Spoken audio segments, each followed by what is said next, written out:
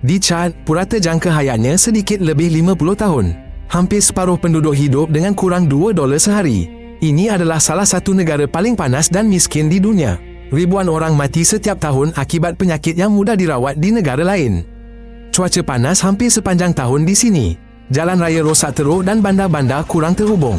Negara ini kaya dengan minyak dan emas. Namun, keluarga biasa hidup miskin dan bergantung kepada hujan. Hasil sumber tidak sampai ke kampung. Harga pasaran naik turun kerana gangguan bekalan. Perang di Sudan dan ketidakstabilan di utara dan barat menjejaskan perdagangan dan keselamatan. Hanya kira-kira 1 daripada 10 penduduk mempunyai elektrik. Oleh itu, banyak kerja rumah dilakukan secara manual.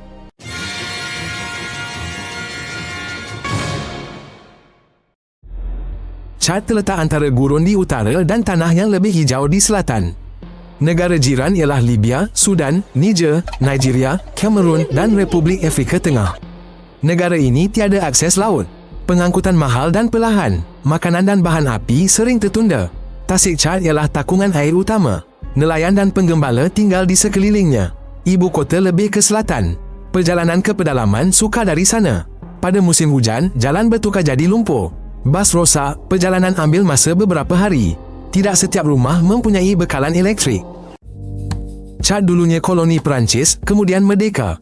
Kemudian bermula perebutan kuasa dan konflik berpanjangan. Utara melawan selatan, tentera lawan ahli politik.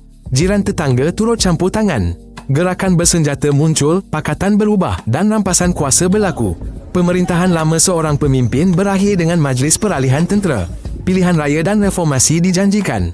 Namun di kampung, ini kurang dirasai. Pegawai jarang datang, dokumen rumit.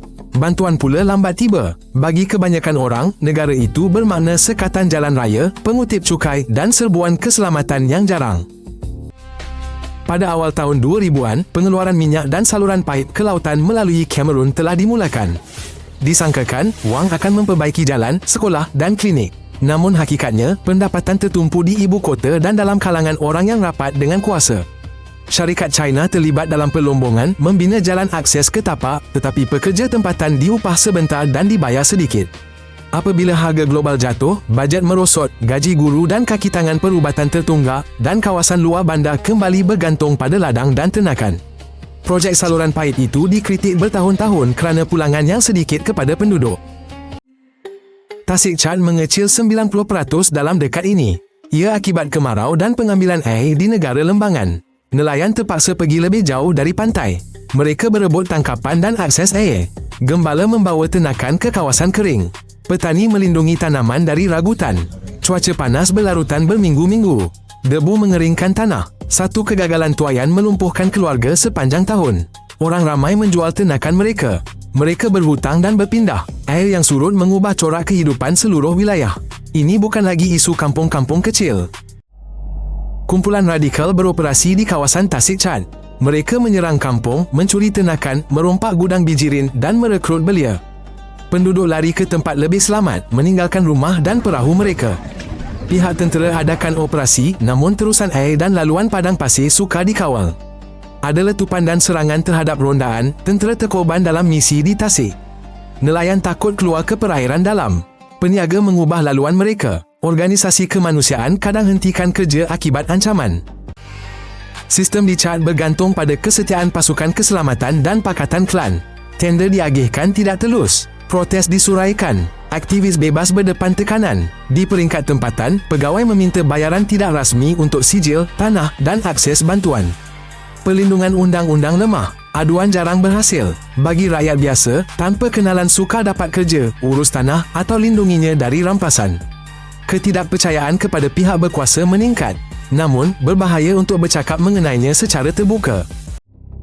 Diet banyak keluarga di Chad adalah bubur sekoi dan jagung, daun serta sayur-sayuran jarang. Daging jarang ada. Minyak dan gula disimpan untuk perayaan. Jika hujan tiada atau perosak merosakkan tanaman, bahagian makanan dikurangkan.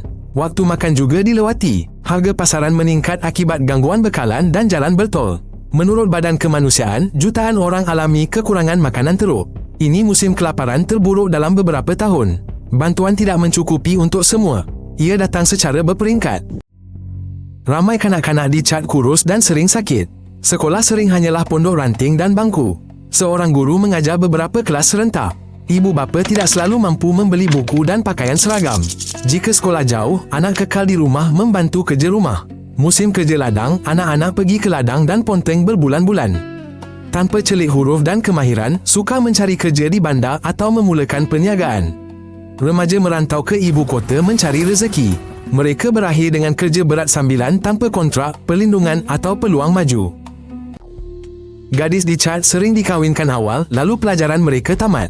Wanita jarang membuat keputusan keluarga dan akses wang mereka adalah yang terakhir. Sukar berjumpa doktor, klinik jauh, tiada pengangkutan, kehamilan dan kelahiran berbahaya. Negara itu ada kadar kahwin awal dan amalan berbahaya yang sangat tinggi. Ini disahkan oleh kajian antarabangsa, di mana projek tempatan berfungsi, wanita belajar kraf dan perdagangan. Mereka buka kedai kecil. Namun, program sebegini kurang dan tidak meliputi seluruh negara. Air di kampung Chad adalah dari perigi atau lubang cetek. Mereka mengambil air sebelum subuh. Baldi dibawa di kepala berbatu-batu jauhnya. Sumber air sering kotor. Ternakan meragut berdekatan. Ini meningkatkan jangkitan usus. Perigi sumbangan dan pam tangan membantu selama bertahun-tahun. Namun ia rosak dan tiada dana untuk dibaiki. Pada musim kemarau, barisan memanjang. Kampung bertelagah untuk akses dan masa mengambil air. Di mana pam solar dipasang, keadaan lebih mudah. Ada air bersih untuk minum dan memasak. Namun sistem ini masih sedikit dan memerlukan penyelenggaraan. Penduduk Chad sering menghidap malaria, jangkitan pernafasan dan cirit-birit. Klinik terdekat mungkin berpuluh kilometer jauhnya. Seorang doktor melayan ratusan pesakit. Tiada pula makmal di sana. Ubat-ubatan kian berkurang. Pasukan imunisasi sukar sampai ke semua tempat. Ketika wabak kolera, penyakit cepat merebak tanpa air bersih dan sabun. Baru-baru ini, pihak berkuasa mengesahkan wabak baru. Ini berlaku di kawasan pelarian perang. Jalan raya sangat teruk. Tiada pengangkutan tersedia. Keluarga lambat mendapatkan rawatan. Di timur Chad, tinggal pelarian perang Sudan. Sekitar Tasik, ada keluarga diusir serangan. Kem menyediakan kemah, air dan makanan asas. Tiada kerja atau pendapatan tetap. Anak-anak membesar tanpa sekolah yang layak. Dewasa pula hilang kemahiran dan ikatan dengan tanah. Infrastruktur tidak mampu menampung aliran orang. Mereka tiba sejak bulan dan tahun kebelakangan. Negara itu menerima lebih 1 juta pelarian. Ini beban terberat di rantau ini. Kebanyakan kampung di Chad hidup tanpa elektrik. Malam gelap, kanak-kanak tidak belajar, telefon dicaj di pemilik penjana kecil berbayar. Tiada lampu dan peralatan di sekolah, guru pula berpindah ke bandar. Tanpa peti sejuk, sukar simpan vaksin dan ubat, ikan dan daging pula cepat rosak. Di tempat panel solar dipasang, ada cahaya untuk lampu dan pengecasan, kadang untuk peti sejuk di pusat kesihatan. Tetapi ini hanya titik di peta, bukan rangkaian seluruh negara dan tanpa sistem meluas, pembangunan sangat perlahan. Remaja di Chad sedar tanah tidak lagi produktif dan peluang pekerjaan di bandar amat terhad. Laluan sah untuk berhijrah hampir tiada. Ada yang menyertai tentera demi seragam dan makanan. Lainnya pula berurusan dengan penyelundup berbahaya, mempertaruhkan nyawa di padang pasir. Yang kekal hidup dengan kerja sambilan seperti di pasar, tapak binaan atau sebagai pengawal. Tanpa pendidikan atau kemahiran, peluang mereka untuk maju hampir tiada. Ini menyemarakkan keputusasaan. Golongan muda menjadi sasaran perekrut kumpulan radikal.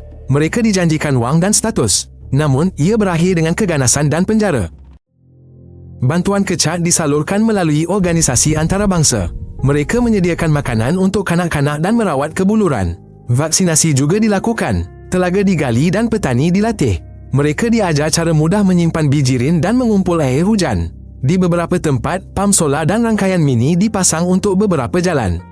Ini berfungsi di kawasan yang selamat dan terkawal. Namun tanpa keamanan, pengagihan hasil minyak yang adil, pekerjaan dan perhubungan antara wilayah, perubahan akan berlaku dengan perlahan. Rakyat hanya mahukan perkara asas, air, makanan, keselamatan dan pekerjaan berdekatan rumah. Jika menarik, langganlah agar tidak terlepas keluaran baharu. Kami sampaikan segalanya ringkas dan padat.